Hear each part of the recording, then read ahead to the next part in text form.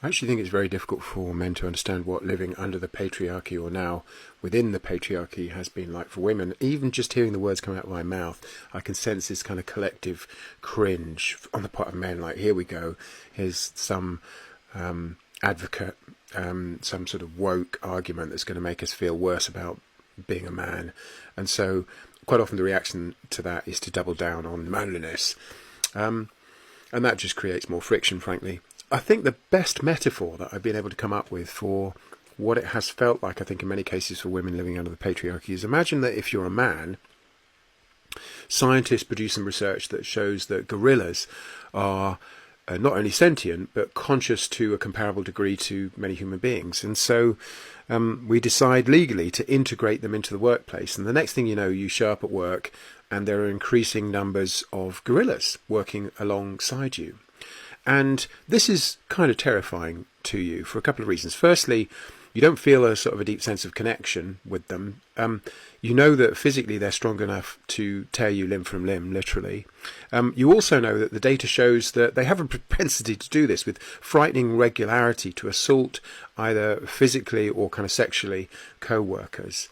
And so you sort of complain to HR a little bit about this and say, I'm just not comfortable. And they say, well, you know, you're just going to put up with it.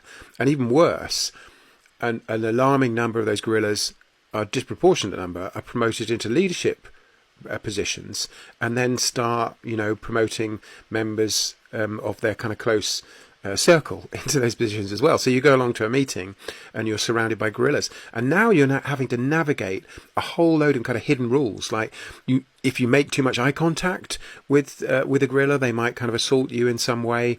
You find yourself having to kind of tone down what you're saying or adapt what you're saying.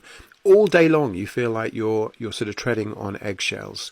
I think if that literally happened to you, you would find it a terrifying kind of environment to kind of have to operate in. And the question is, okay, so are you saying with gorillas? Well, I think, yes, I kind of am. I think I'm kind of a gorilla in that sense. I don't have requisite levels of empathy. I'm sure it can be slightly scary in some contexts. So what are you going to do about that? Well, probably a whole bunch of stuff, but the number one thing ought to be communicating that you are safe in a whole host of different ways. And secondly, giving that individual as much space as possible so that they can feel comfortable being the way that they are, without having to feel constantly worried and threatened by you.